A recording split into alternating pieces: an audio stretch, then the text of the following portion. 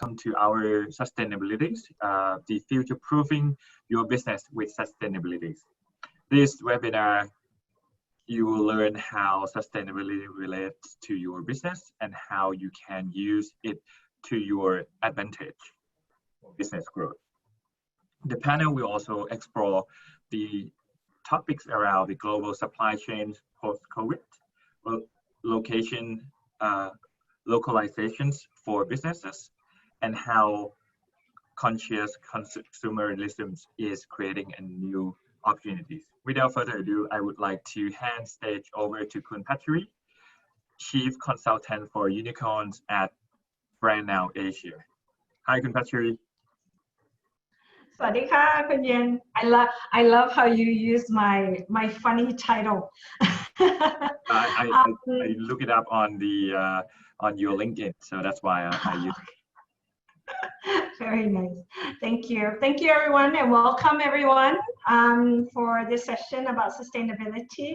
I'm so glad that this session is coming to fruition. It actually was in discussion for a few months with several collaborators that I've been collaborating with. For those of you who may not have seen the announcement prior to this, I just want to let you know there are 5 people in the session, plus Akudin, so a total of 6.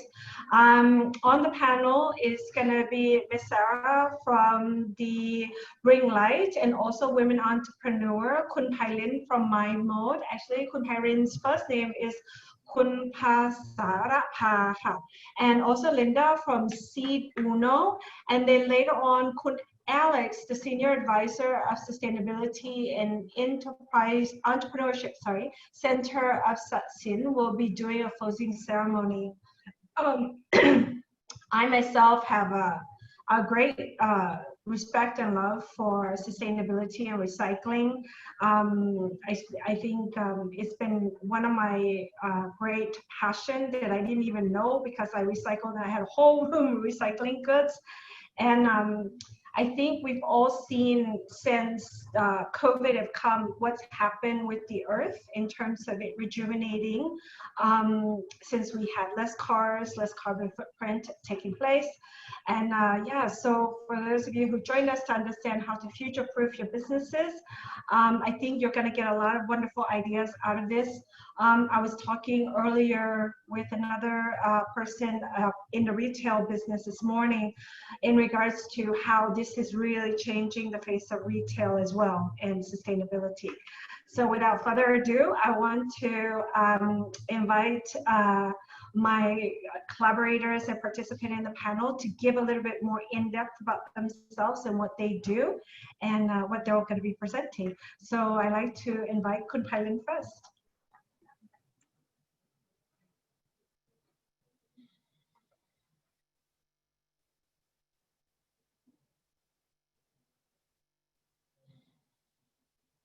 Oh, Kun Pailin, I wanted you to introduce yourself before we go into the presentation. We'll just do a round of introduction to everybody, if that's okay. Can you hear me?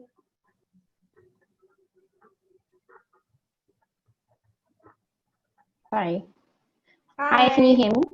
Yep, I can hear you. Can't see you though.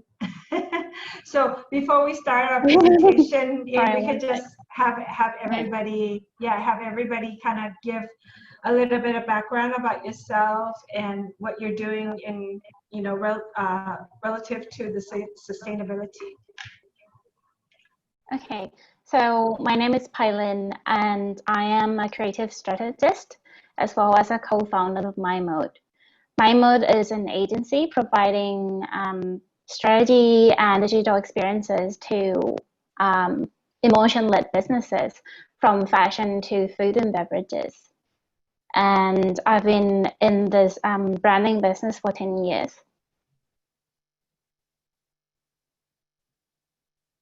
Thank you, Kun Pailin. Yeah. So next, I'd like to invite Kun Sara to talk about herself a little bit and what she does and how her business is related to sustainability. Hi, Pachuri. Thank you for organizing this, and thank you, CanCham, and all the people present to be here. My name is Sara Danzeo. I am currently an international consultant for the UNDP in the area of fair business, and also I have a background on international supply chains. But currently I'm working on a couple of projects related to sustainability. One is Bring Light, which is a startup that distributes and creates sustainable products. And the other one is the Women Entrepreneurs brand, which aims to promote women entrepreneurship, including the sharing of sustainable resources through the use of a logo. So thank you for inviting me. Thank you for joining. And next we'll have Miss Linda, who joins us all the way from Brussels. That's right. But the sun has just risen, so I'm happy. Yeah, hi everyone. Thank you so much, Bashari, for inviting us, CanCham as well. I represent an organization called Sept, which was founded in 2002 as a sustainable development partnership by UNEP, UNDP, and YUCN. Essentially, it's like a partnership to unlock the full potential of socially and environmentally focused enterprises that are market-based and that are keen to tackle some of the big challenges before us, like climate change and those in the SDGs. So I head up our comms impact and policy team, and I have been involved in sustainability for quite a bit longer in impact investment and social innovation. And yeah, I look forward to the exchange today. Thank you for joining us, Linda. And we have he's surrounded by all the women's, all the beautiful women, Mr. Alex. So Alex is coming to us from Sept. So Alex and I had the opportunity to work together, I think last year, right? For the Bangkok Business Challenge. Please tell us about the center, Alex. Yes, the Sustainability and Entrepreneurship Center at Sept. It's the do-gooders in the middle of a business school, if you will. We're trying to put a little balance, a little social recognition into what the business people set out to do, which is au fond, just to make money, of course. Increasingly, we're finding, though, that the students are coming to us with a much more positive attitude than they had even, say, 10 years ago when we first started with this center. And it's much more positive and much more impact aware, which is very, very encouraging for me to see. For us old guys tend to think that the world is coming to an end, you know, as we leave. But I have to tell you, it's actually, I think, going to get a little bit better when some of us leave. And one particular person leaves, it'll be much better. I won't go into that. We'll go into that later. Okay, great. Thank you so much for your self-introduction. So now everybody knows who is coming from which organization. Should you want to connect with them, you know, personally on LinkedIn or otherwise, please feel free to do so. And our first up is going to be Kun Pailin, who's going to share with us about how consumers think about sustainability, right? And some research and some case studies. All right, take it away, Ms. Pailin. Sorry, one sec. I'm having troubles with the screen share.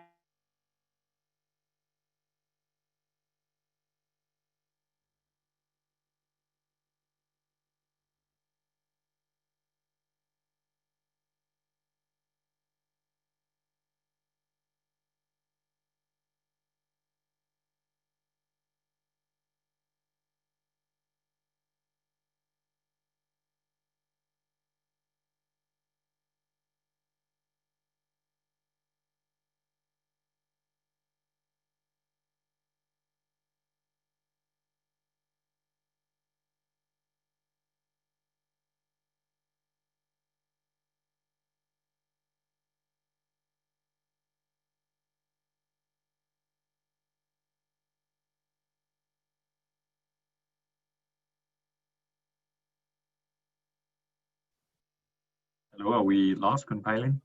Kun Pailin laptop has froze, and she messaged me on the side to ask if Sara could, if we could start with Sara. Sara, can Yes. you bring up your presentation? Because Pailin, her presentation froze. Yeah. Sure, Great. I can do that. I can do that. So my presentation today is going to focus on how to pivot your supply chain for more sustainable trade. And I'm going to explore briefly what are the elements of disruption of supply chain, how COVID might be an opportunity to relocalize your sourcing and make it more sustainable. Also, I'll provide you an example of Bring Light, which is my startup and what I've done with it this year, as well as a little spotlight on the role of women in sustainability. So I think we all have realized by now, after the China-US trade war and of course the pandemic this year, that those complex supply chains that companies have organized are very vulnerable to many disruptions. So it could be a political disruption, it could be a natural disaster, and of course the COVID-19 has exposed a lot of how supply chains are vulnerable. So in terms of the global trade, the globalization comes with a high price. Today, the Environmental Protection Agency in the US has reported that 30% of emissions of gas emissions come from transportation. So long haul transportation, it could be vessels, it could be airplane. So all these goods that we move from one side to the other of the world, they have a great impact over the emission of gas, of carbon dioxide, and over the damage to our planet. Also, what this supply chain have also created is that this concentration of production in Asia, 28% of the production is actually in China, which is named the factory of the world. And between China, India, and Bangladesh, today Asia is the first country in terms of emissions of greenhouse gases. So all of this together, in lieu of what happened this year and the COVID-19 disruption, has created an opportunity for businesses to rethink their structure and their processes in supply chain, and to perhaps make it better, make it more sustainable. We all realized today after the COVID that we are all interconnected, that the planet, we need to reverse the damage that we did to our planet. So this is a good opportunity for us and for businesses to review and reorganize their supply chain. What can they do to do so? So one way to reduce the supply chain disruption and risk is to shorten the logistics networks. So instead of buying far away and sourcing from different countries all over the world, to relocalize the sourcing. Of course, this is something that has to be compatible with the business, but it is something possible, and it is something that, of course, brings the benefit of reducing the carbon footprint, because it will be domestic and no longer require a global transportation.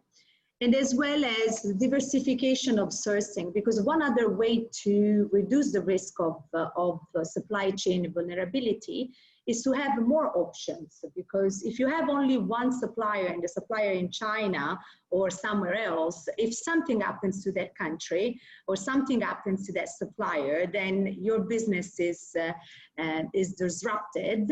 But if you have more tiers of suppliers, if you have different options, then you open yourself to less risk and you ease the supply chain disruption. But in this case, what you can do is actually even being more responsible with your sourcing. So start to operate and conduct better due diligence with your suppliers and make a better ethical choice towards it. And this is not something that we only say because we want to do good in the world. This is something that it's already happening. So I think we all can recognize that the trade has had a certain trend over the last months and possibly even a few years. So today, Pailin will explore better this aspect, but today consumers, especially the young consumers, are certainly demanding a different sort of production. They're much more conscious. They are willing to pay more, and they definitely look for products that are more sustainable, they're more responsible. And the same thing is for large companies. So what we've noticed is that big companies such as Johnson & Johnson, Sodexo, or many others, L'Oreal, they do have new sourcing practices, which are much more inclusive, and they have programs of sourcing from minority business, LGBT community businesses, women businesses. So all of this is coming actually into the reality. And lastly, a very strong trend is the one of the investors. Investors today are definitely more interested in companies that have a better ESG rating. ESG stands for environmental, social, and corporate governance. So companies that have managed their sustainability better and their governance better, they have a better chance, a better access to capital. The same, like one of the example is BlackRock, which is a huge asset management company, has released studies that show how investors have gradually, exponentially invested more in companies that are more sustainable. So essentially what I want to say with this is, it's not only that you're taking advantage of the COVID or of this moment to change your supply chain to reduce your internal risk, but you're doing it also because externally the market is requiring it more and more. Moving on, I wanna give you the example of Bring Light.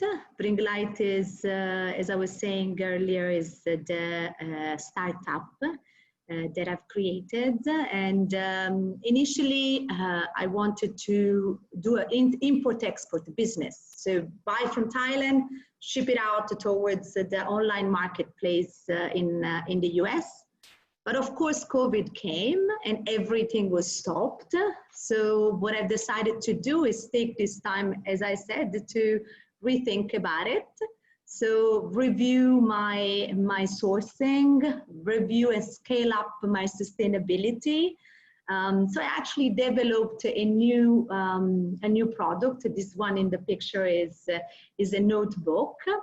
And basically, this notebook is made of rice paper straw, which is that material that is burned in the north of Thailand. And instead of burning it and causing air pollution, this material is changed and is transformed into paper. And people, when they buy this notebook, they basically save 3.03 kilograms per square meters of carbon dioxide. So yeah, and I've chosen also this particular supplier because she was a woman entrepreneur, and she's supporting the farmers in Lampang in the north of Thailand. So I basically chose to apply what's called the PPP principle, which is not sure if everybody knows what it is, but it's basically the people, the planet, and profitability. So instead of focusing only on the financial bottom line, businesses can, and this is a proof, they can focus also on the responsible and the ethical buying and these principles in order to make their products. So this is an example, and lastly, I wanted to showcase something, because being part of women entrepreneurship groups and a co-founder of the Women Entrepreneurs brand, I applied a lot the gender lens in what I see, and essentially what I've noticed is that working with lots of women entrepreneurs is that they do care a lot about sustainability. And the women today are either the majority of the entrepreneurs that work in sustainability, or the ones that actually buy sustainable products. Women have the greatest purchasing power. Even though they make half of the world population, they have 80% of purchasing decision globally, dominating, of course, the household. And an interesting research that was made, a survey that was made from USAID Invest Asia, so in Asia specifically, has interviewed women over different aspects of sustainability. And this report says that women are willing to pay more for firms that do least harm to people and the environment, and especially for food, they're able to pay 30% more for certified sustainable product. So women are definitely more committed. They make they want to make a systematic change for the environment, for their community. And they have power to buy, and they want to buy sustainable products. So definitely keep in mind this aspect in this particular segment when you prepare for scaling up the sustainability of your business. Just to end, my question is if the COVID can be that turning point for companies. And I think we all panelists have this question. And I think we're all very optimistic about the opportunity that this pandemic is bringing to our businesses to definitely make a great change, to build back better. And I want to leave everybody with this question, and looking forward to the feedbacks. Thank you very much. Thank you, Sara. Sorry, can you go back to the question? Just now, I'm looking on the big screen. Oh, I have to go find my. Yes. What do you think, That's why I keep. What do you think, Pachari? Do you think COVID is going to make our world, our business world, more sustainable? I hope so. I mean, you know, on one hand, right? Because there's always two sides of every coin. On one hand, when COVID first came, you know, I think the fear and the restriction of movement was very uncomfortable, right? But then as we started to see what happened, right, how the earth started to rejuvenate itself, you know, that certain things started to come back as a result. I mean, it looks promising, but for better or for worse, we had to have COVID in order for us to see these things. There were so many photos that were shared, I think, in social media about how, you know, just the forest reforested, or they started to see animals that they hadn't seen in the, you know, for over 10 years or something like this, because, you know, human habitat encroachment, you know, had gotten in the way of that. Anyway, let's save that part for discussion, and we can bring back this question as well as to the audience and what they have also observed. I want to check in with Pailin. How are you, Pailin? Are you back? I'm back. Yeah? Okay. Yeah. Very good. All right. Can you get your screen to work? So Pailin is going to talk about the the new generation of consumers and what they're demanding now from brands. Yeah. Okay, sure. I think I forgot to introduce a little bit of myself. So my passion is to make a commitment towards a positive impact on environment and design. And I also have my own back brand with a zero waste concept, which is using discarded fabric, like creating new life for the fabric. But today I want to focus more on this topic of future-proofing your business with sustainability. Can you all hear me well? Yeah, perfectly. Yep, can hear you. I think we just got to get your, now your slides just fell right into the correct places. Okay, great. So what does it mean to be future-proofing your business? This refers to the ability to be valuable in the future and also in the present time, right? Basically, it's how you can make your brand more resilient, especially during the unpredictable time like this. And when you think of sustainability, it doesn't mean that you're working with eco materials. It doesn't necessarily mean that you're working directly with eco-conscious consumers. But right now, it's no longer a trend, and it's an expectation from your customers, like what Sarah's mentioned about the new generations, the millennials and the Gen Z. Because I want to touch a little bit about how companies now shouldn't focus on delivering the best quality products or lowering the price, like offering the products or services at the best prices. But you also need to take this into account, that you have to find a way to make your customers feel inspired, connected, and feel validated with your products and your concept. Because health, wellness, and sustainability is a new luxury. Yeah. So this is definitely a difficult time for all of us, but what can you do when doing nothing is not an option?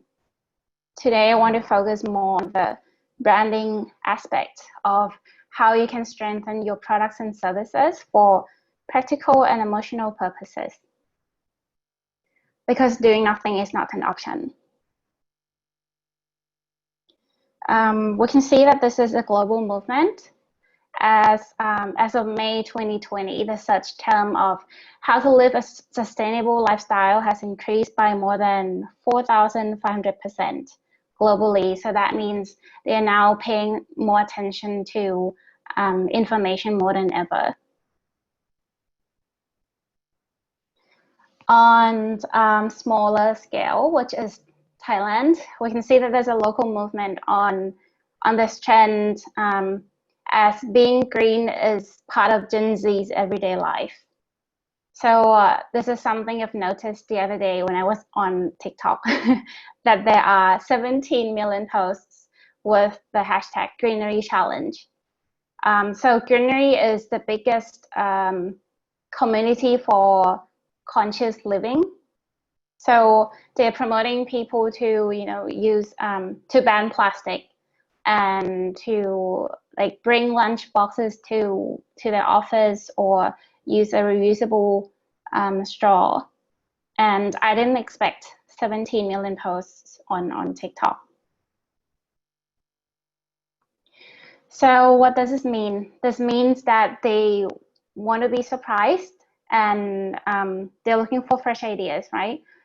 Just to give you an example of how at the speed of how consumers are adopting all these tech and innovation trends.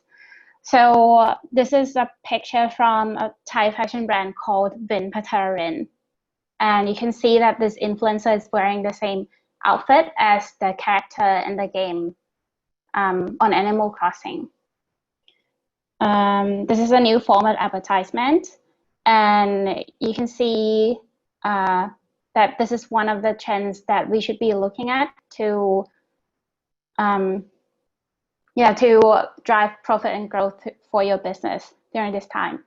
So I've noticed that there are 3 trends that are revolving around the concept of localization that are likely going to stick after COVID.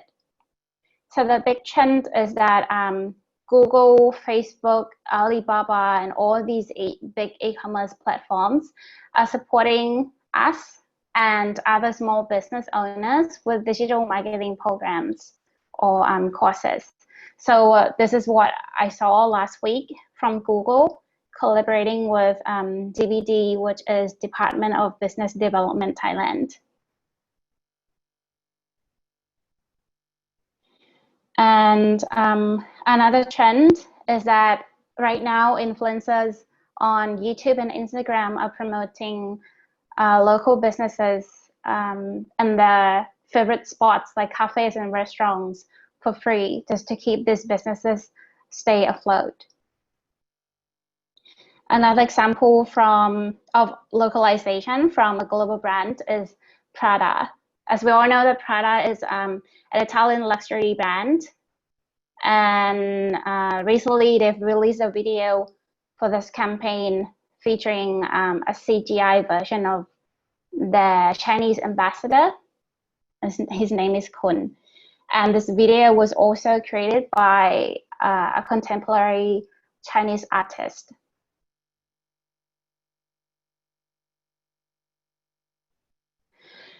So I'm sure that by this time you are probably more aware of how sustainability relates to your business and how everything is interconnected from supply chain to your customers, right? So the question is, if you're interested, how do you implement sustainability to your business? Just to put it into context, I'll be giving you 3 examples. The first is to pay attention to the environment, safety, and lives of others. Now, what do I mean by lives of others?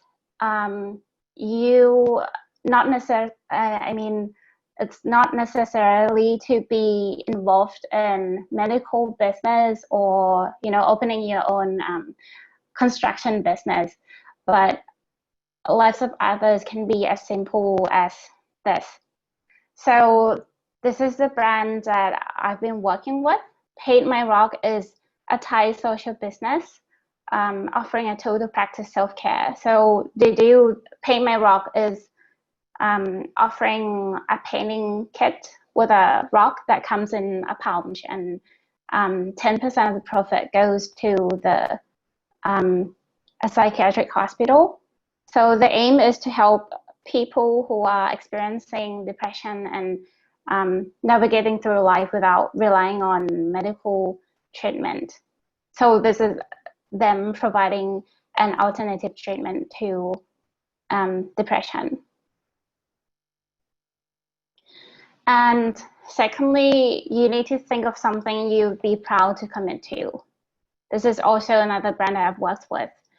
Koru is a Thai organic skincare brand that believes in the power of nature. So the campaign is called For All Heroin. This has a charitable initiative to bring confidence back to single moms and children who experience domestic violence.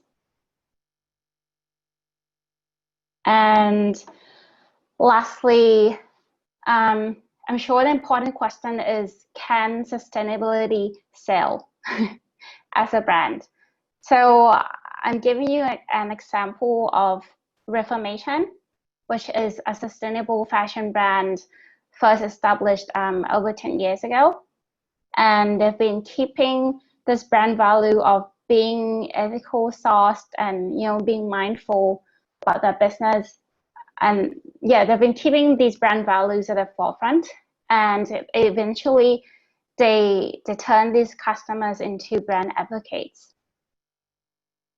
So just to prove the point, the brand now has nearly 2 million followers on Instagram, and it's doing really well, especially comparing to other fast fashion brands. So that leads me to our last slide, which is the key takeaways. So we can see that this COVID really accelerates businesses to take a bolder approach, right?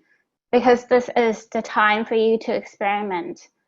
If you have any, decisions that in normal times, campaigns or any important decisions that in normal times it could take your team months to execute and plan ahead, and now can be made in a matter of hours because everyone's ready to adopt. And that you can drive greater growth and profits with creating more content and products and services that are 100 times better, focusing truly on what people value. Okay, thank you. Thank you. All of me. Yeah. Great. You're welcome. All right, so our next speaker, thank you for coming online earlier than usual, Miss Linda. So take it away about future-proofing.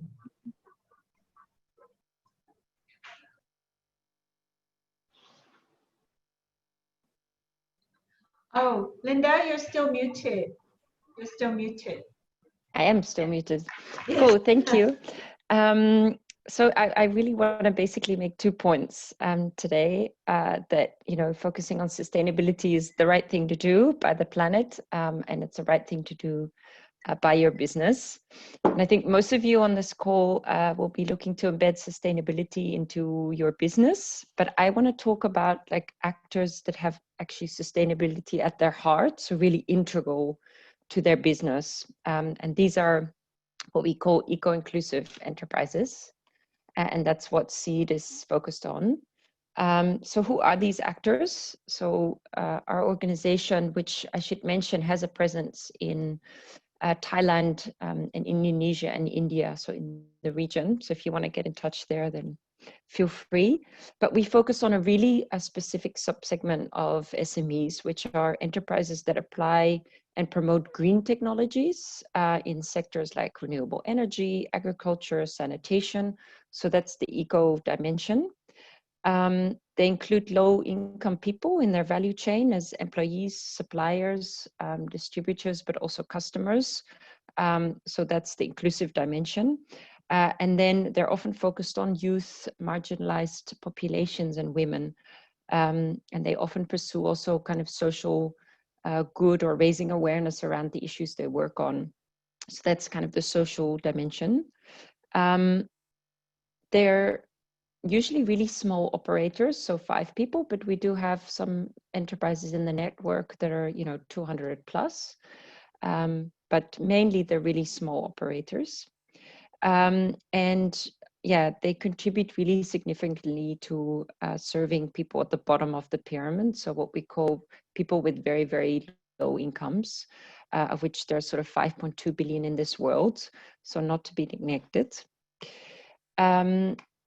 So I want to come back to sustainability and what it does for business. So we know from our work with our enterprises that business doesn't suffer from being green or being sustainable. And I think most of the world is arriving at this realization, but I think it's good to reiterate nonetheless. So we surveyed 295 enterprises over 2018. And I think what comes out really clearly for me in that survey is that sustainability does not negatively affect survival, growth, or profit. So our enterprises actually report quite a high success rate. So 89% of them are still in business. Some of them would have started 10 years ago, some a few years ago. But in the main, we know, especially for startups, they tend to fail in the first years. And our guys are doing much better than that. And growth is really strong as well. So 81% of them is experiencing positive yearly sales growth, and that kind of ranges between sort of 1-2% all the way up to 10%. So I think that kind of gives you a bit of an idea, and to say, okay, you know, if we're looking at mainstream businesses, green businesses are actually not doing worse. But the other point, of course, is just it's just doing right by our communities and our planet. And I think the enterprises that we work with create impact in so many levels, and I just want to pick out a few. I mean, you know, they develop new technologies that, you know, can be adapted in other markets, that serve people that are generally not really reached by products and services. They also help their communities mitigate or adapt to climate change, and they really improve the livelihood of vulnerable populations. So that's what I mean with sort of doing right by the community and doing right by their people. So I guess for those of you on the call, you're not going to start a business overnight, you know, an eco-inclusive business overnight, although I'd welcome you to do that. But what I thought I'd do would be to run through a couple of the models that our enterprises work with, because maybe that gives a bit of inspiration for you in terms of integrating it in your operations or your work. So circular supply business models, this is about like replacing non-renewable resources with fully renewable, recyclable, or biodegradable inputs. So think of, you know, creating biodegradable cutlery sets, think of biofertilizing, think of the packaging that Sara was talking about. That might be a way to think about, you know, replacing some of your products or input streams. Another one is product as a service. So I think this is happening more and more, where you know, people don't really own their products anymore, but lease it in sort of pay-for-use arrangements. And that's obviously quite attractive for companies that have high operational costs and can manage maintenance or services of certain products to recapture some of the value of that product at the end of life. Sharing platforms down the bottom here, I think that's really centered on sharing products or assets that have low ownership or use rate. So we all know, you know, we all know that we have a lot of products sitting around that we're not using. I mean, I never use a car, so I always borrow one. But yeah, there will be 101, you know, I had to drill some holes the other day. I mean, I don't own a machine like that. It just doesn't make sense to buy that for using it once every 3 years, right? So this is what sharing platforms are all around. And for companies that's interested in terms of, you know, maximizing the use of the products that they sell and enhance their productivity and value creation. We've got an interest, for example, a Vietnamese-based social network that's also an e-commerce project where they connect other people who need rides and who want to share and sell free seats. I mean, those are kind of some of these new platforms that you would be all familiar with, the Ubers, etc. But of course, that also helps kind of creating culture around sharing as well. So I think that's like sort of an added bonus of these kind of models. I think valuing waste or industrial symbiosis is about ensuring that waste doesn't get discarded, but lives on in other products and is valued in that way. So this might be, where we're looking at recycling or upcycling, but also where there's kind of waste from other industries that's being used elsewhere. So, you know, there's some interesting models where, for example, waste from beer breweries gets used in bread. We've got a good example in Kenya where they're using sisal, that's like this kind of residue from banana stems, which is a byproduct of harvesting. They process that into balls of fiber and make like purses and table mats from that. But the slurry that they then also generate in that process is actually given back to farmers to make manure and to use it for like biogas that they can then heat and cook or and heat water with. So that's kind of an example of where you're really using waste to the full advantage. And then last of all, we've got quite a few few enterprises that are kind of using data-based models to, for example, like using data for precision agriculture, so to really improve sort of crop yield, for example, and get the most out of land use would be a good example of that. Here are a couple of examples of enterprises that we work with in the region briefly. So I think Listen Field is an example of a database model that basically uses climate data and soil information to make recommendations to like a network of farmers to improve their productivity and reduce loss of crops in climate uncertainty. Fang Thai is actually the enterprise that Sara works with, which is a lovely enterprise, as I think she did a really good job explaining how they're sort of embedded in the community and creating this sort of, really valuable products. And she's a good example as well within COVID, where indeed she was much less affected because her supply chains and her customers, etc., are so local. So she's been doing really well. Other example from Indonesia is Mycotech. So they have this, they basically replace cow leather by mushroom leather. And they make these products with sort of local designers in this co-creation profit sharing scheme, but they also really have this activism around it, that they want to create more eco-consciousness in the fashion industry, which is extremely polluting and damaging for the planet. And then lastly, good example of product as a service is this business in India, EcoZen, that basically provides like cold storage for farmers, but they do it on a leasing basis. So they get small loans or from governments, so that that farmers don't have to put the money up front, and they can then lease it and gradually pay back, while the government has sort of fronted the big part of the costs.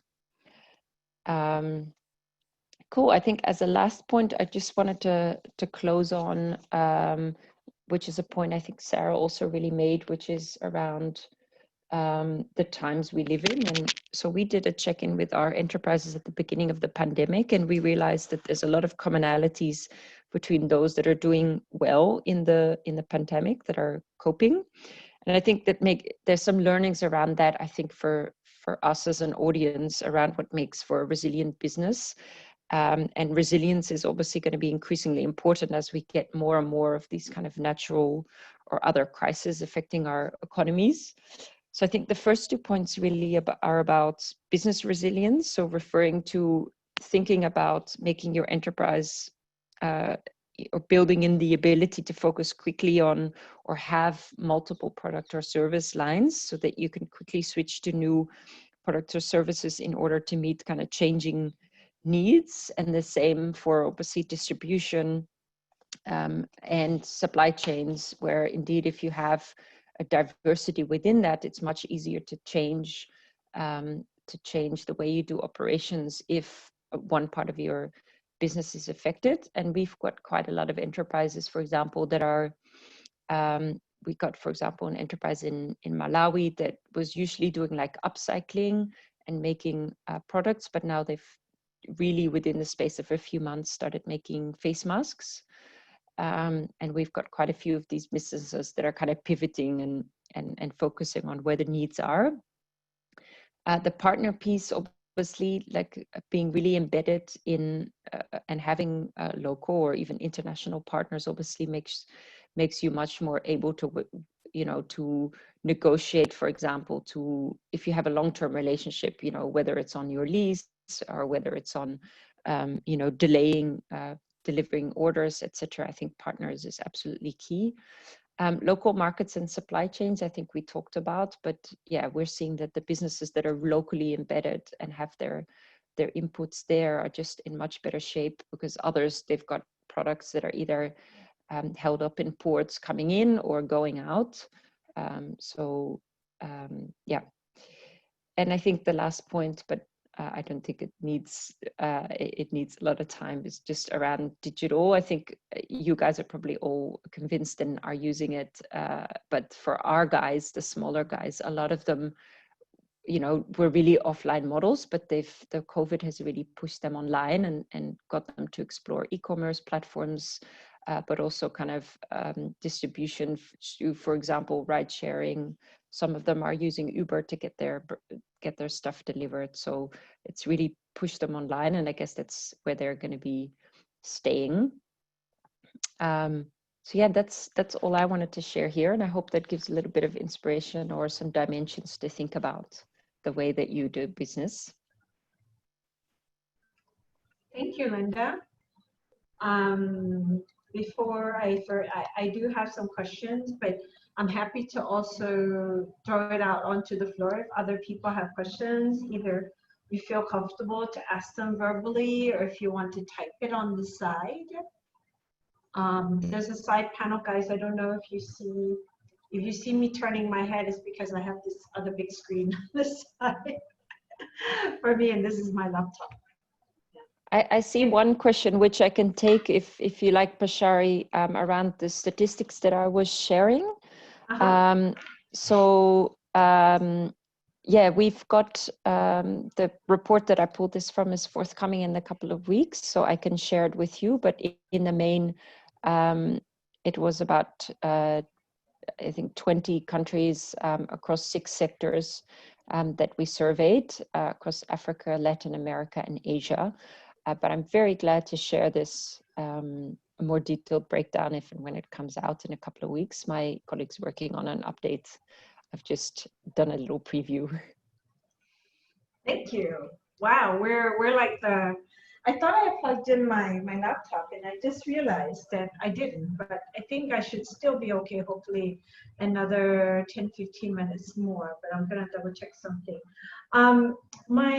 Okay, but besides that question, do we have other ones? Okay, interesting model. Often hear that companies looking to diversify their sourcing have challenges finding these suppliers who are often smaller businesses and may not be skilled in bidding for procurement, for example. What do you suggest to business in terms of that strategy? Good question, because this goes towards like either seed, right, Linda, or supply chain. Or Sara. That's yeah, right. Exactly.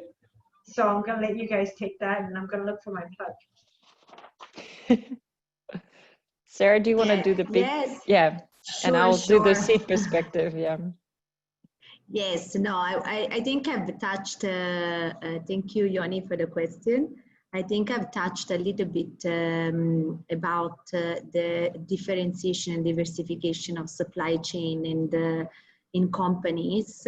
So today there are some, there is one network that to my knowledge is sort of connecting companies to suppliers and the diverse suppliers, and this is called the WeConnect.org, and WeConnect International is this network that connects, as I said, companies. But the reason why I also thank you for this question is because we in the initiative We Brand that I'm part of, the idea is to improve this aspect and to help suppliers be connected more to companies. So the idea is to use this logo and to create this network of women entrepreneurs businesses, and have the opportunity to connect those two companies. So companies know where to go to source if they want to buy from women businesses. So that's something that we are developing, and it's definitely in our radar, because it's something, there's an opportunity here, which is companies want to buy at this point. And there is certainly thousands of small businesses, especially small businesses that have the difficulty of having that visibility. So stay tuned on the SheConnects.org. for more information about it. And it's, as far as companies that today are looking into that, I mean, I mentioned a few ones, L'Oreal, Sodexo, Johnson & Johnson are big corporations that are already having this inclusive sourcing programs. So check it out if you are a minority or women businesses. Yeah, so I think from our perspective, I think the truth is that some of the guys we work with are just too small to be tapping into you know, global or local supply chains. So I think this is where it's really interesting to see some of these bigger companies coming in and looking at capacity building to make those smaller businesses, to strengthen them. So there's quite a few, for example, Microsoft has these programs where they mentor and provide like IT equipment to local startups, and that's really interesting in terms of strengthening them to then be able to kind of tap into those network. Other examples we've seen are actually launching funds. So there's a lot of, for example, bigger energy companies also in Europe that are launching funds to invest in some of these smaller guys to kind of bring them to the skill that they'd be able to tap into supply chains. But I think for otherwise working with a sector association that brings together and that has some of these smaller guys on the radar so that they can be bundled to be worked with is interesting model. Platforms that Sara talks about, I think are really, really good. So we see quite a lot of these now digital platforms springing up, connecting these guys and the ecosystem. In the UK, you've got these by social campaigns, which sounds a bit like the campaign you're doing there, to really put some of these smaller ones on the radar that often don't have the money or the clout or the skills to market themselves properly. I know there's a big initiative by SAP as well to kind of create a marketplace where companies can buy from these actors and making it easy to kind of get those guys online. And then for the ones that are a bit bigger, of course, you know, you might want to think about your B2B supplies, like what do you need in terms of office supplies, in terms of sourcing your catering from such, I mean, it doesn't need to be integral, it can also be sort of part of your office or your operations. And then lastly, I'd say like a lot of them can benefit from some of the mentoring and the skills exchange of these bigger companies. So that's also a way of kind of giving back and creating or supporting sustainability if you can't just work with them directly. Wow, thank you so much for that. You mentioned so many big brands and what they're doing. So just from trying to understand, is that something also Seed is doing in Thailand to get some of the big players to invest with the likes of somebody like Fang, the brand that Sara is also working with? Yeah, so I mean, we're really focused on the capacity building piece, but indeed we're also in more what I call ecosystem building initiatives, where we're looking at the finance and the policy gaps. And there, for example, we're looking at solutions that would help some of these SMEs and what they're struggling with. And they're, you know, there's different solutions, but for example, those that struggle with procurement or getting government contracts, you know, one possible solution we might come up with together with policymakers is to put them together to connect them up and to explain to them how they can more easily access government contracts. So that would be the kind of solution that we would focus on within Seed, yeah. Yeah. It's getting, because we've done some work with large government contracts recently. We've been working with the Italian government, and there is so much that needs to be filed just from the paperwork aspect, right? And when we did work for the World Bank, just to do things to be a supplier, it's a 10-page document. It's not an easy process because they ask you so much about your business, and it's a lot of reading and answering it correctly. That's right. I mean, I don't want to take up too time because I know that Alex is also going to wrap up, but indeed, some of the carbon offsetting schemes, for example, there's a lot of standards that smaller guys need to meet that are really difficult for them. So this is where capacity building to help them get some of this certification is really important so that they can actually tap into some of these opportunities that are out there. Mm-hmm. Okay. How are we doing on time, Kun Jen? We're good? I think we have time until 3 p.m. Okay. All right. So we have another 24 minutes. Okay. I wanted to tag along, I think, some of what we have been discussing, and then I have another question for Kun Pailin. But anyone who have questions, please do feel free. Oh, sorry, I see something from Joni. Interesting model. I often hear that companies looking to diversify their sourcing have challenges finding these suppliers. Oh, no, I already read that one. Sorry, I apologize. Okay, so my question was, when we talk about, local supply chain, I remember that back in my international relations and economic studies for emerging markets was competitive advantage by countries' natural endowment. So, there are certain countries that are naturally endowed with certain resources, with, for example, Brunei because of petrol, or, the Middle East also for petrol and those types of products. And then there are other countries that tend to have certain natural competitive advantages. So if we're to source more locally, then what is locally needs to develop? Your thoughts on that? Well, I mean, obviously, each business has to evaluate if the localization of sourcing it's a possibility for them. But that's the right point is exactly this one. So that this is the time to rethink about it and reevaluate if it can be sourced locally, if it can be replaced by local materials that perhaps are renewable. So you mentioned oil and gas, you mentioned, so as we move towards a more sustainable sourcing, perhaps this is the time to reevaluate and see if we can replace with the recycled materials. Like that's what I did with the Bring Light, essentially. So I was working with the suppliers of notebooks that had synthetic fabrics, essentially. So my thought was, how can I replace the synthetic fabric with something that is recyclable, that is biodegradable, and it wasn't an easy process, to be honest, because obviously it requires research.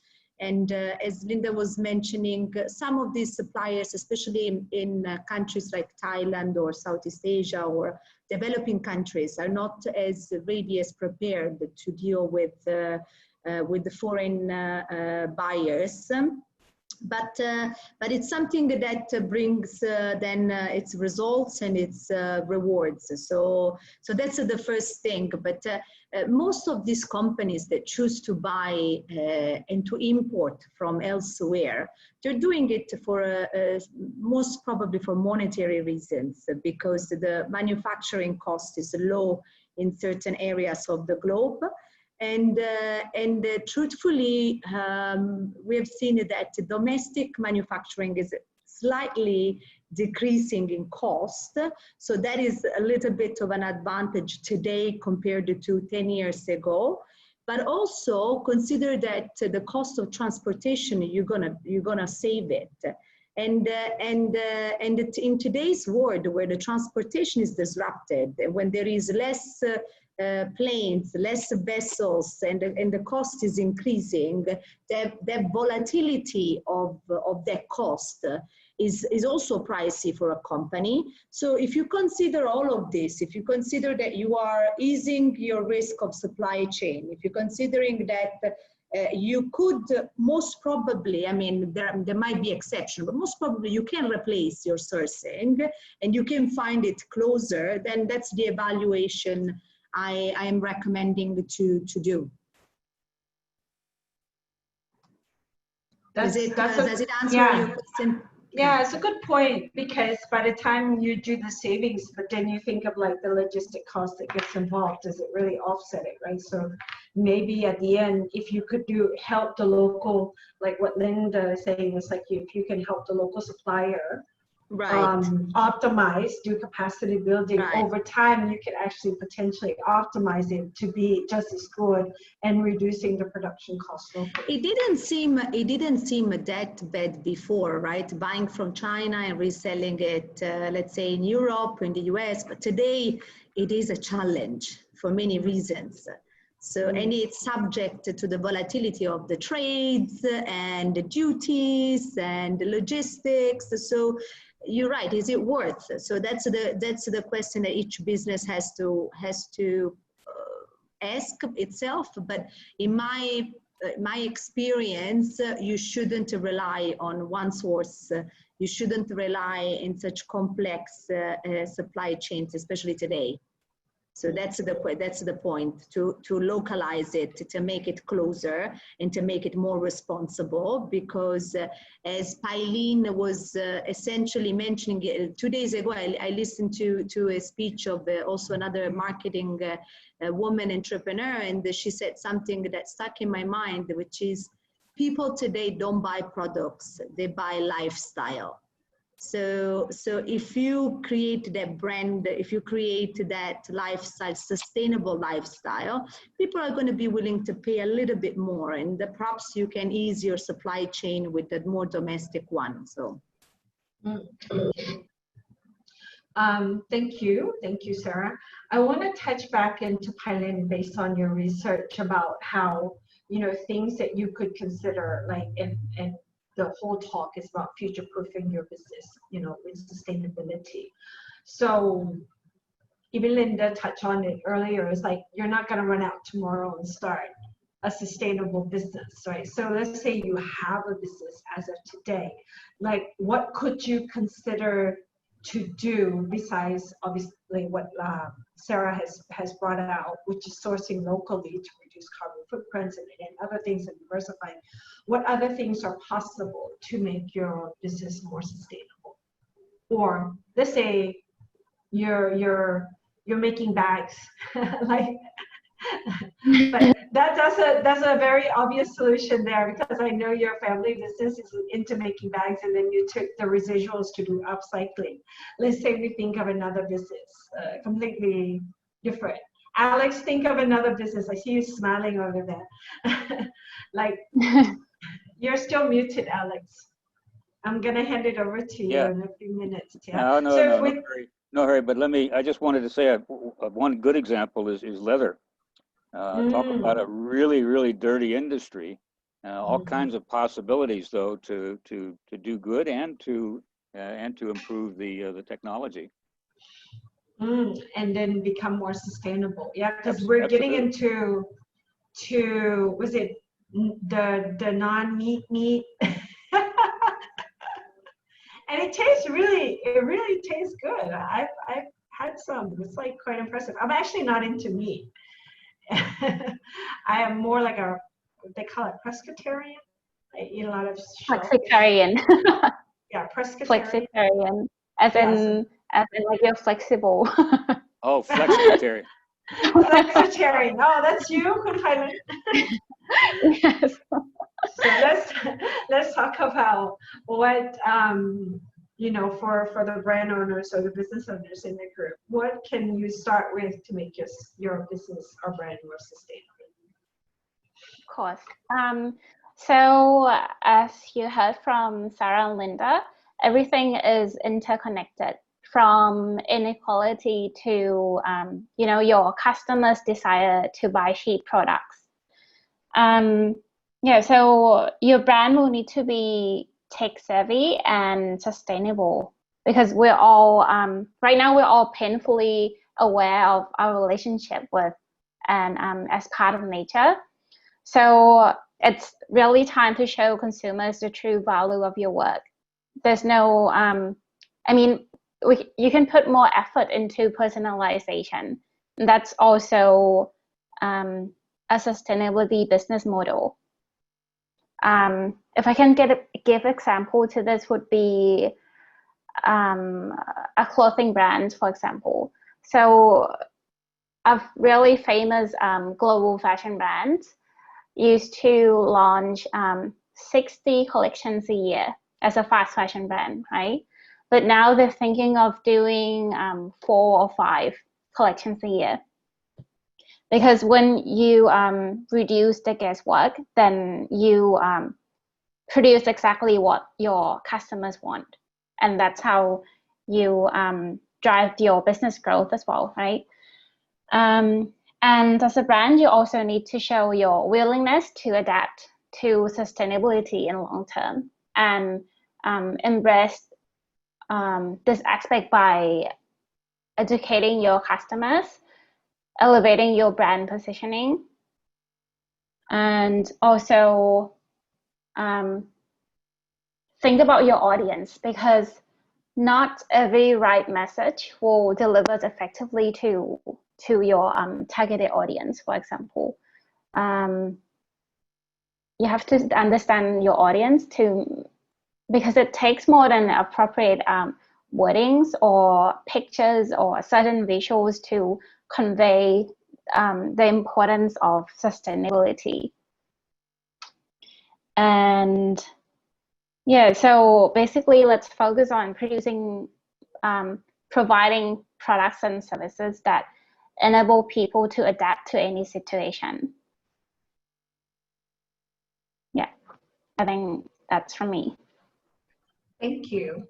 I see that Sarah just also shared an article here, providing some more data on the benefits of improving environment, social governance, and business. Do you want to talk about this article, Sarah?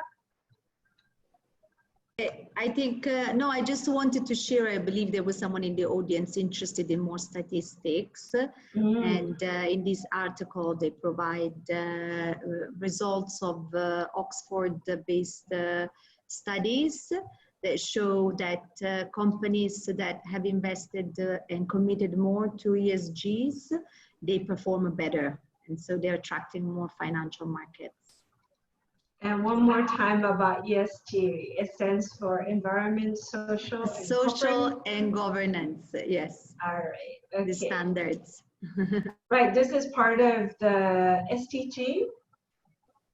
Yes, no? ESGs. Yeah. What do you mean? SDGs? Yeah. I mean, it's part of. They're connected in the sense that the SDGs are the goals that by 2030.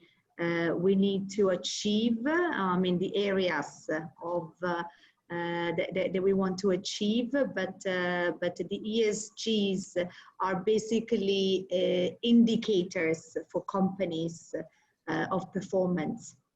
Right, and I believe prior to this presentation, you were saying that companies that have higher ESG, they tend to be more resilient. Correct. Okay, correct. Is this also in this article? Yes.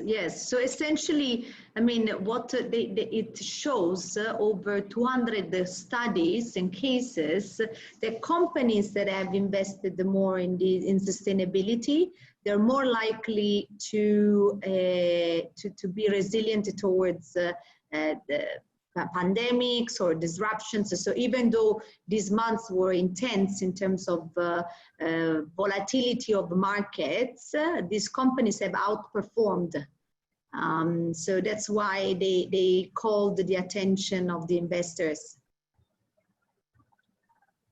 Good stuff. I think that's it for me. Anybody else got a question that you want to, you can either ask verbally or you can type in the chat. We'll give you guys a minute. If not, then Alex, who is from Sept, will then start to wrap up.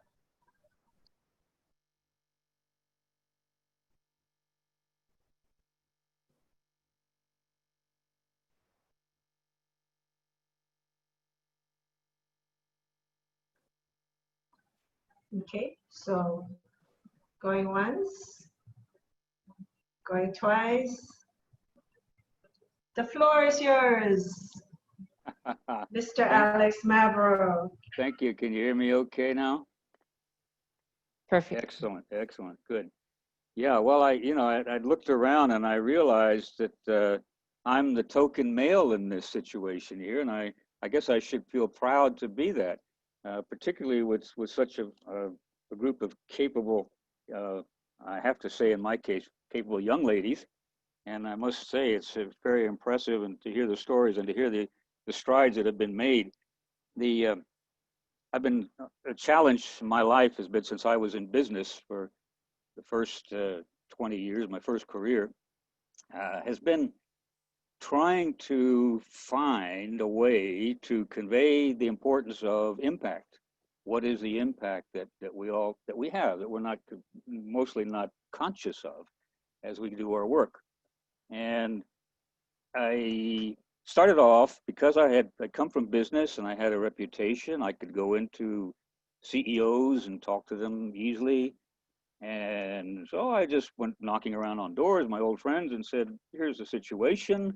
How can we make our impact as business positive instead of negative, which it so often is? And I was surprised at how quickly the doors closed almost in front of me as I asked that question. And these are friends, or were friends, who would just simply say, well, you become one of them.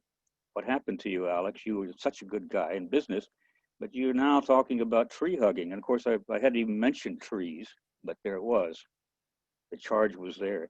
So I figured, well, I'm starting too high. I shouldn't be talking to CEOs. I should be talking to senior management.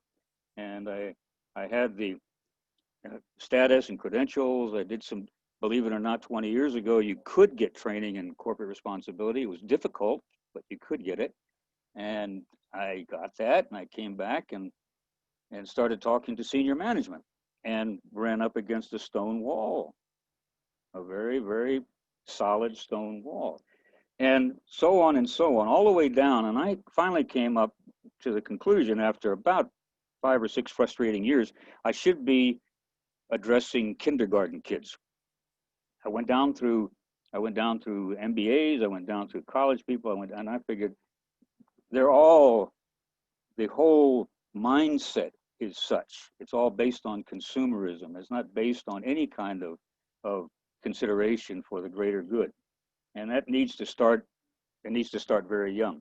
And I'm proud to say now that I've been in this now full time for almost 20 years.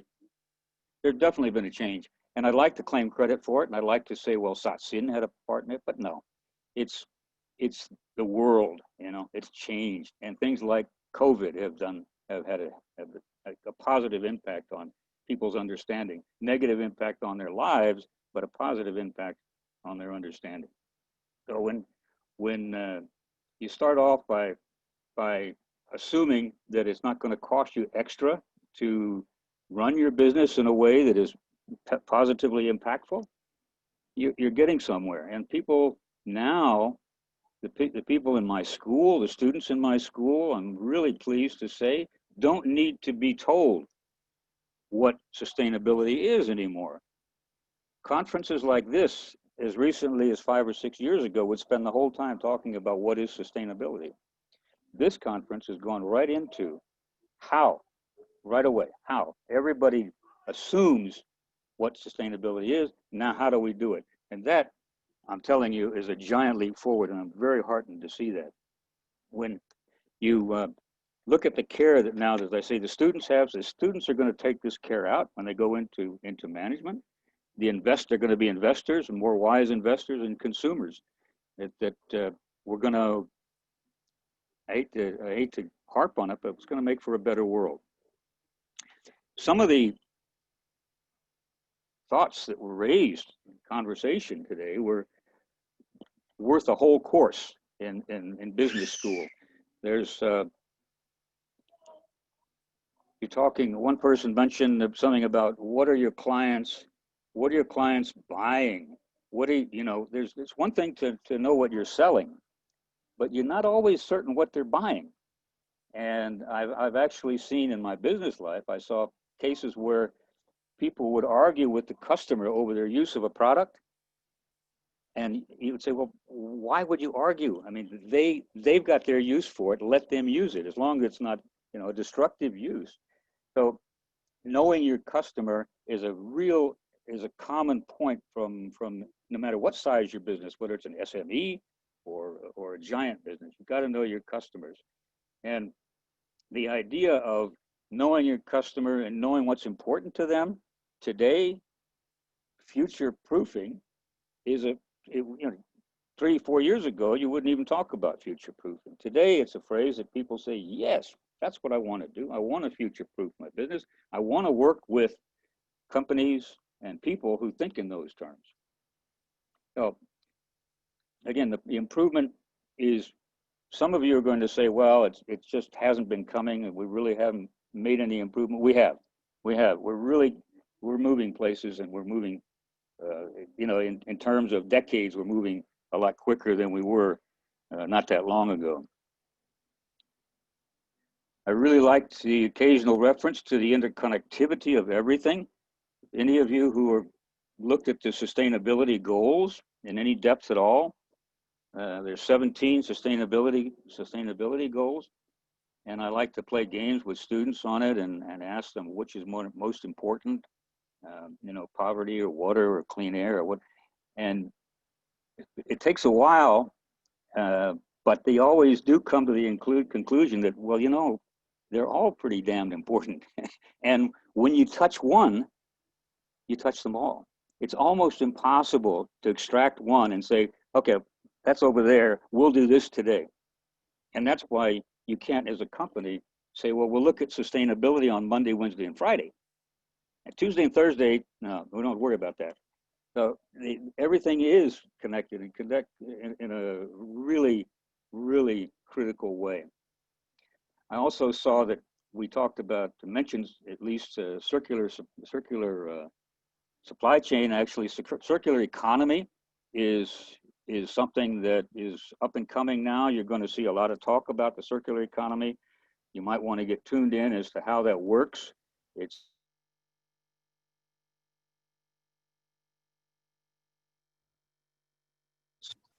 But it still takes a little concentration.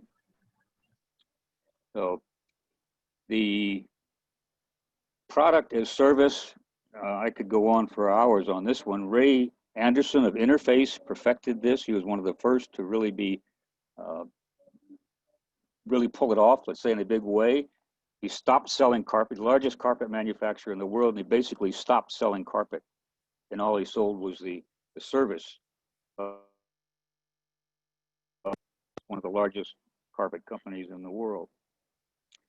And of course, the lessons, the takeaways that Linda gave us about being resilient and flexible, I mean, all these things are factors, themes you'll come across every time you get engaged in a conversation about sustainability. And the audience has been very, very lucky to have such a group of well-informed people and well-expressed people who are able to get the point across in very colorful and down-home ways that should touch a few nerve endings, I hope. And, I'm really sorry we didn't have hundreds, but, maybe we can do it again. We can ask the Canadian Embassy if we can have another run. Okay. Really good to be with you all. Thank you, Alex. Very sweet. I think the video Thank you. Thank you, panels. A little. I think the concepts and the ideas that we have shared and expressed here will live on in the digital format as well. And then we'll brainstorm a little bit more and come back to you, Mr. Executive Director Jen, over in CanCham. We have many people coming in who participate late because we have some difficulties of the link that we provide in the email that we send to as a confirmation. It's somehow the link is not usable. So I try to replace the link and resend it after that. So some people get into late for the meeting, but this will be a lesson learned for us. So I hope that next time we will have everything ready and also no hiccups. Okay. I will speak some more with our esteemed panelists to see if there, once we get the feedback from this session, if there are other sessions, and then we'll come back to propose for you guys. Yeah. Okay.